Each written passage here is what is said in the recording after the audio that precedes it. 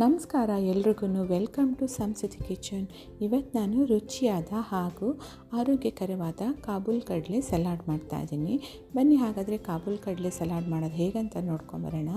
ನಾನಿಲ್ಲಿ 1 ಕಪ್ಪಷ್ಟು ಕಾಬೂಲ್ ಕಡಲೆನ ರಾತ್ರಿನೇ ನೆನೆ ಹಾಕ್ಕೊಂಡು ಕುಕ್ಕರಲ್ಲಿ 3 ವಿಷಲ್ ಹಾಕ್ಕೊಂಡು ಬೇಯಿಸ್ಕೊಂಡು ಇಟ್ಕೊಂಡಿದ್ದೀನಿ. ಇದಕ್ಕೆ ನಾನು ಒಂದು ಈರುಳ್ಳಿನ ಚಿಕ್ಕದಾಗಿ ಕಟ್ ಮಾಡಿ ಹಾಕ್ಕೊಂಡಿದ್ದೀನಿ. ಜೊತೆಗೆ ಒಂದು ಟೊಮೆಟೊನು ಚಿಕ್ಕದಾಗಿ ಕಟ್ ಮಾಡಿ ಹಾಕ್ಕೊತಾ ಇದ್ದೀನಿ. ಹಾಗೆ ಒಂದೇ ಒಂದು ಹಸಿಮೆಣಸಿನ್ಕಾಯಿನ ಚಿಕ್ಕದಾಗಿ ಕಟ್ ಮಾಡಿ ಹಾಕ್ಕೊಂಡಿದ್ದೀನಿ.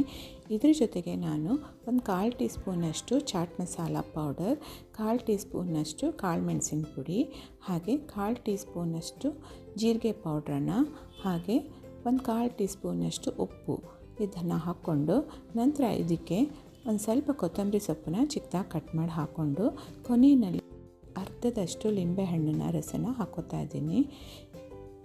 ಈಗ ಇದೆಲ್ಲನೂ ಚೆನ್ನಾಗಿ ಮಿಕ್ಸ್ ಮಾಡ್ಕೊಳ್ತಾ ಇದ್ದೀನಿ.